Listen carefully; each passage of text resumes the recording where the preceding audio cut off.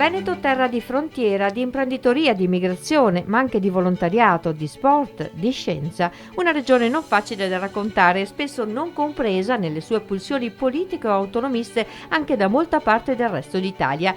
Per festeggiare i suoi primi 20 anni in edicola, il Corriere del Veneto ha cercato di guardare l'orizzonte non facile del futuro attraverso gli occhi di molti protagonisti che sono stati chiamati sul palco del Teatro Verdi di Padova.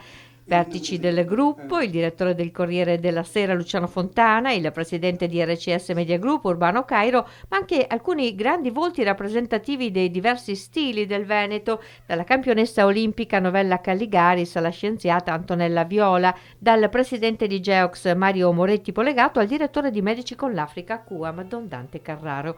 Regista della serata è il direttore del Corriere del Veneto, oltre che del Trentino, dell'Alto Adige e di Bologna, Alessandro Russello.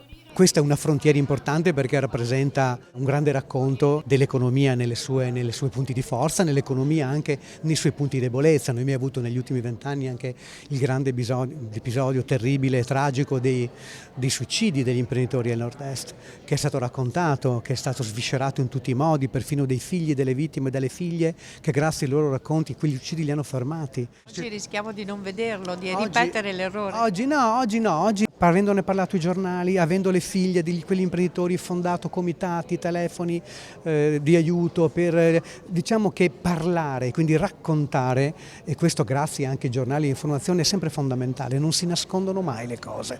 Un altro aspetto legato alla frontiera è la politica, qui è nata la Lega, oltre che in Lombardia, un altro aspetto è quello dei migranti, c'è Lampedusa ma noi abbiamo la porta dell'est, no, del Friuli, quindi frontiere in tutti i sensi.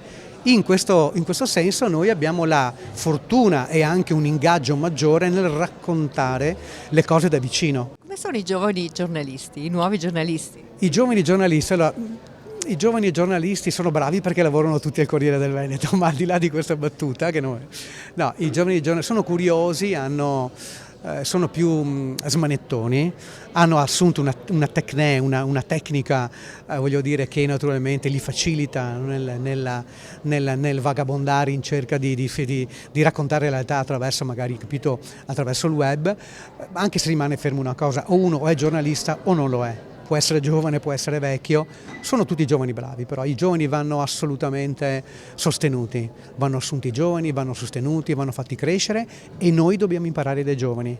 Noi dobbiamo imparare dai giovani, perché noi spesso non li vediamo, non li ascoltiamo, invece avere dei giovani vicino, secondo me è un grande fattore di crescita e di insegnamento perfino.